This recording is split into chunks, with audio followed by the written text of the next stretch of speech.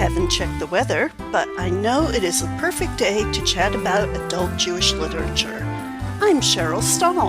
Thanks for joining me here at Nice Jewish Books. Hello. Today I am happy to welcome Corie Adjmi, author of The Marriage Box. Welcome, Corie. Thank you so much for having me. I'm so happy to be here. That's great. So can you tell me about your book? Sure. So The Marriage Box is based on my real life, but it is fiction. But the premise is taken from my real life, which is that my character grows up in New Orleans in a Reformed Jewish community and doesn't really know much about her Sephardic background. And when she's 16 and begins to date, her parents, seemingly from her point of view overnight, decide they want her to have this more traditional life and decide to move back to where they both were raised, which was Brooklyn and the Syrian Jewish community, and which is a much more traditional lifestyle, an Orthodox community. So it's obviously jarring for the character to go from living in the South to the North, from not knowing about her Sephardic roots, also not knowing anything about Orthodox Judaism. And then she also had gone to a college preparatory school. And once in Brooklyn, the expectation became that she would get married, and by 18. So that's the premise of the book, which also aligns with my real life. Everything else is fiction. All right. So when people think of Orthodox Jews in New York, they think of the stereotypical Hasidic community, but that certainly doesn't represent all of Orthodoxy, and especially not the Syrian community. So can you tell me what that community looks like? Sure. So, this did not start out being one of my main goals or a mission in any way, in representing a different kind of Orthodox Judaism and showing that it doesn't look like only one thing, but it's become a really important message, at least for me, because I'm seeing how, like you said, Orthodox Jews are represented in pretty much one way, and people have one view of what that looks like. And so by showing the Syrian community, it's become very important to me to show the diversity. And there's more. The world is large and diversity is all around us. And so I'm thrilled to be contributing to that growing conversation. Syrian Jews, in many ways, tried to assimilate, as many communities did when they first came to America. And part of that was they worked hard. And during the 80s, when I came to the community and first saw it, they were a very wealthy community. And so they were living a lavish lifestyle, which is not often seen in Orthodox circles. They went to fancy restaurants and had extravagant parties and dressed in designer clothes. And these things were important and valuable for this changing community as they figured out how to adjust to the new world they were living in. Right. And as you mentioned, when Casey moves back to Brooklyn, the expectation changes from you'll go to college to you'll get married. So even though a lot of the external things look very different, the expectation is still very similar, that women will follow a more traditional role, get married, have children, support the husband and family. Mm-hmm. Even still, like in many Jewish circles, education is a really high value. And at that time in the Syrian community, it wasn't top on the list. I would say hard work was a really important value for the men, and for women, it was to get married and have a family. Today, it's a little different. I mean, today, the young people go to college much more than they did in the 80s. Weird to think that was 40 years ago. It's unbelievable. When I was applying to a contest at some point, the guidelines were, if this is more than 40 years ago, it can be considered historical fiction. I almost fell off my chair. I was like, how can that be? Yeah, that's pretty crazy. Yeah. So in some ways, Casey's family seems kind of contradictory. That even in New Orleans, when they sent her to this prestigious private school, they weren't really concerned about her grades. They just wanted her to pass. So it wasn't so much about do well, be brilliant. That's for sure. I mean, in Casey's family, that wasn't the goal or the highest value for sure. And I guess because at the root of these parents' value system was marriage. Just Casey was unaware of that. Mm-hmm. So when Casey moves back to Brooklyn, she is pretty determined not to follow that pathway. She's very insistent to her parents that she's not going to get married. And yet, she meets someone who seems to love her rebellious spirit and that independence. And so she ends up falling in love and getting married. She does. She does end up doing that. She meets somebody who's charismatic and has a lot of qualities that she doesn't have, and she finds that alluring. But then once they get married, it seems that he doesn't want to see all that independence that he initially fell in love with, that he kind of expected her to get in line with the more traditional roles and not pursue the art that she was so passionate about, or getting more of an education herself.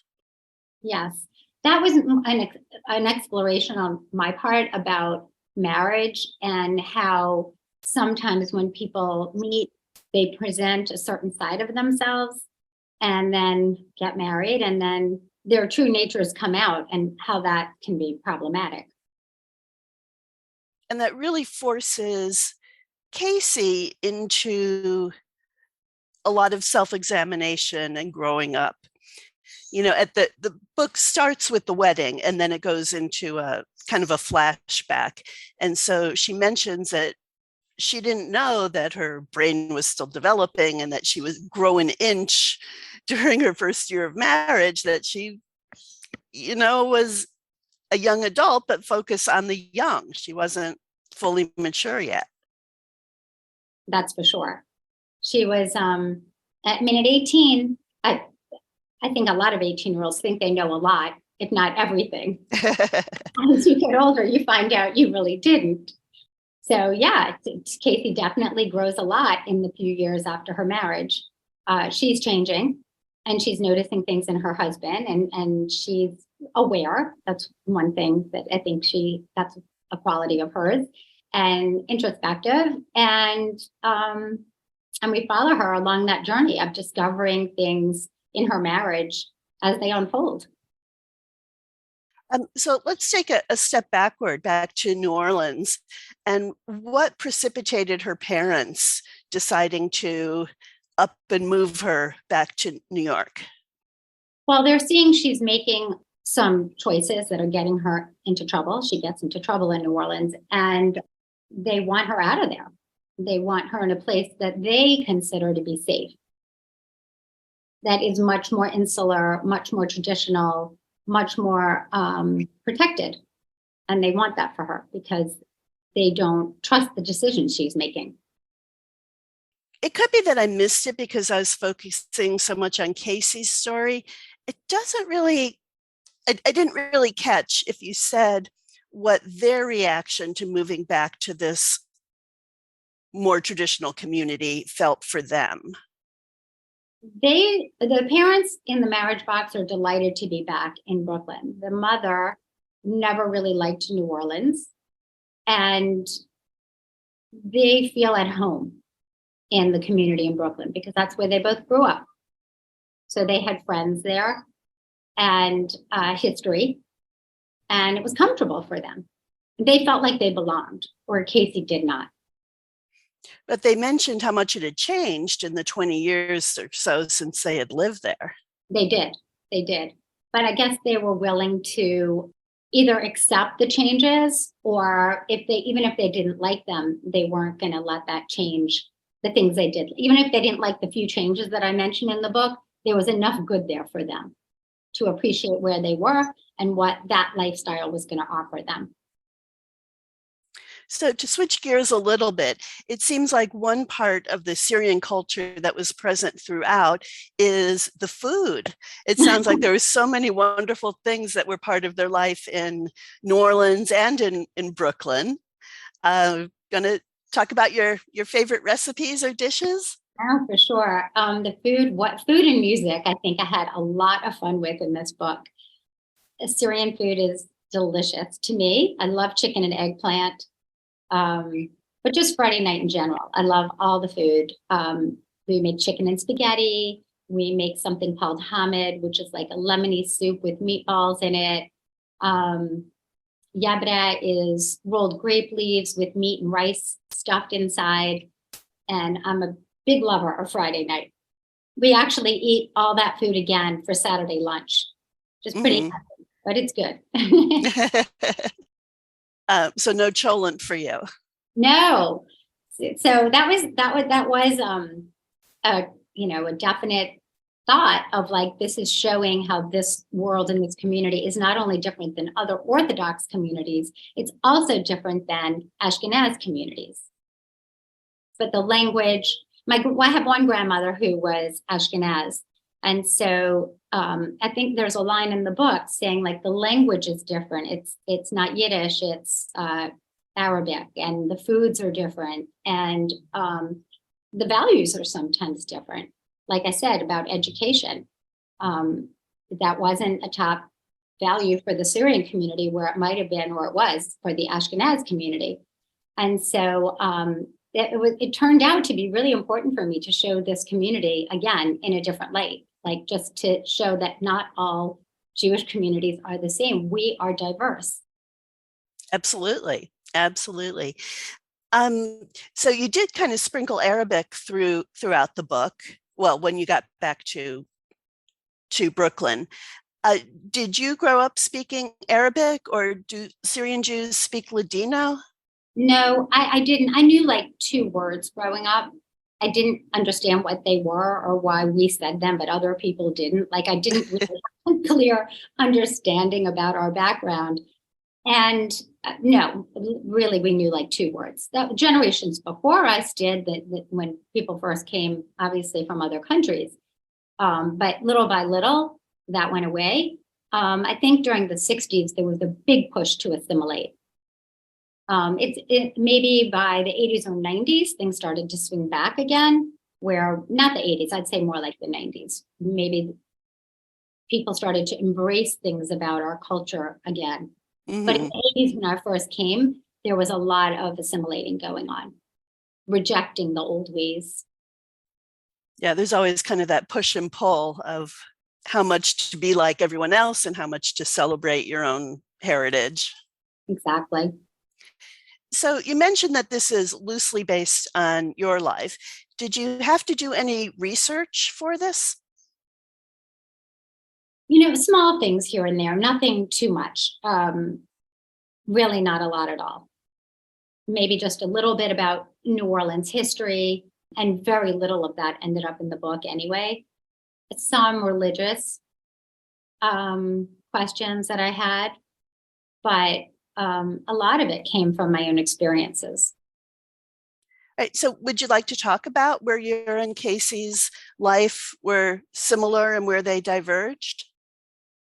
Sure. So I did not really do anything terrible as a teenager that made my parents say, we got to get out of here. Casey is a bit reckless. Casey is spontaneous. I'm not either of those things. I'm very measured. I'm very careful. And Casey's also a bit revengeful. I'm also not that. I think Casey is observant of other people and situations. And I think I'm not. She's a bit of a people pleaser. And I'm for that, yes. So you mentioned that one of the most fun parts of writing was the food and the music. Was there anything that was the most difficult to write? Well, this book took me 20 years. Oh, wow. Really long time. So it was difficult because I had young children at home. So that was part of why it was difficult. But the hardest part of this book was because it was so tied to my real life. I think it took me a really long time I needed distance from the material, but I wanted to also be able to have this be an entertaining story, good storytelling, maintaining the utmost respect for the community I live in and love.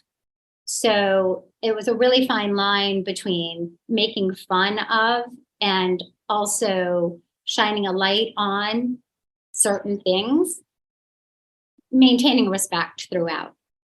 And I feel like I had to learn to do that with each one of the characters, because as I wrote, there's that thought in your head, oh, I don't want people to think this is my mother, or people are going to think this is my husband, and so on. So in all those cases, I had to learn how not to protect everybody and everything, and just have a little bit more fun on the page, and let the story take me where it wanted to take me without worrying about what people were going to think in terms of what's true, what's not true.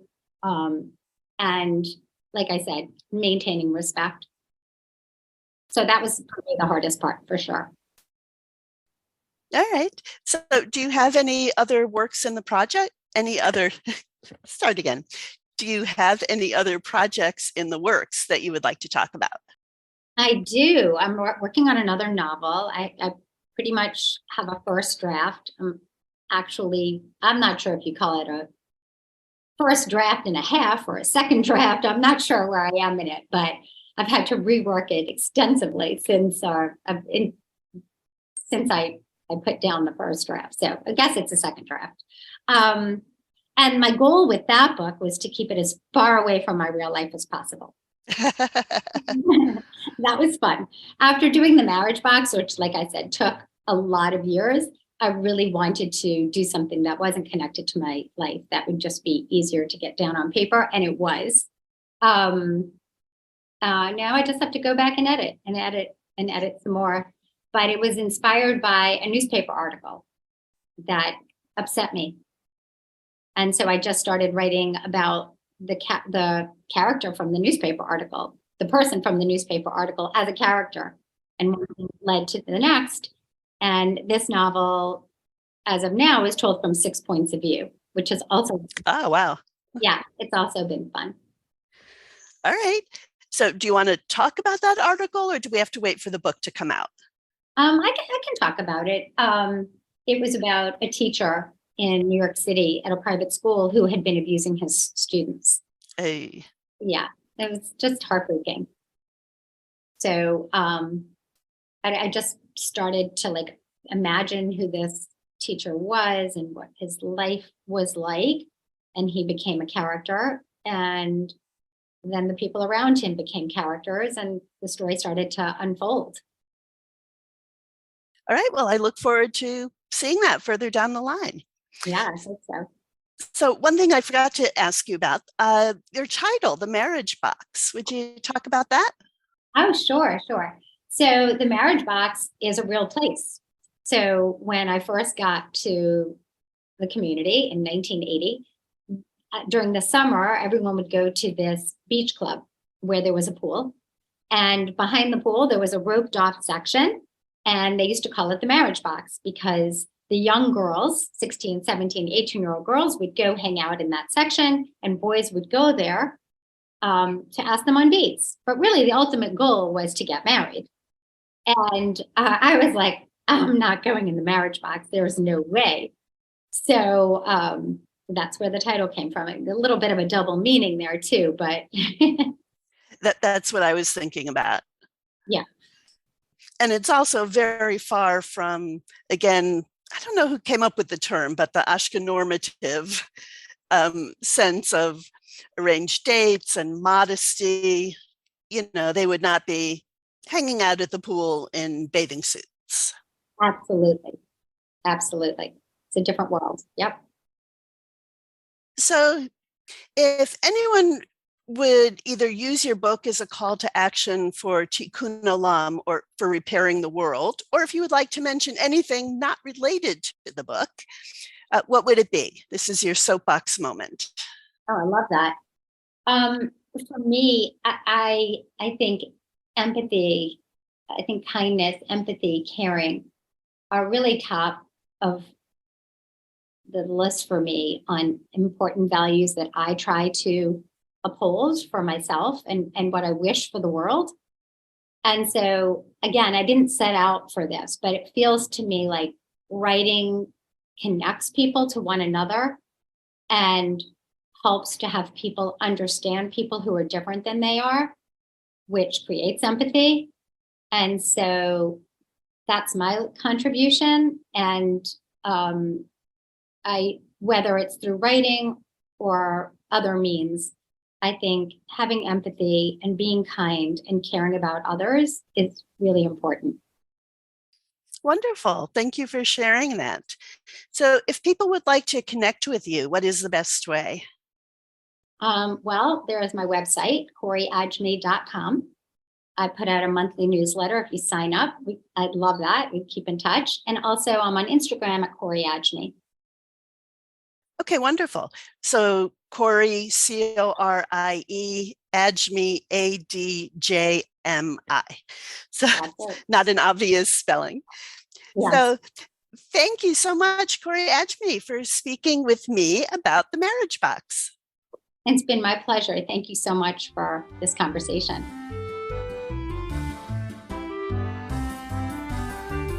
If you are interested in any of the books we discussed today, you can find them at your favorite board and brick or online bookstore or at your local library.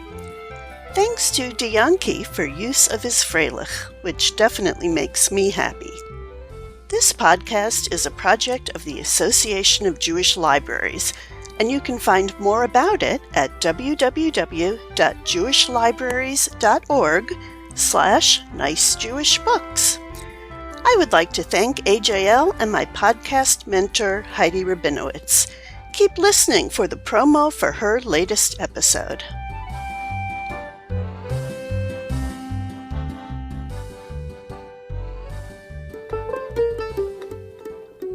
Hi, this is Susan Lynn Meyer, author of A Sky Full of Song.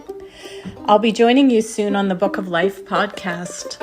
I'd like to dedicate my episode to all the Jewish kids who are fascinated by the Little House on the Prairie series.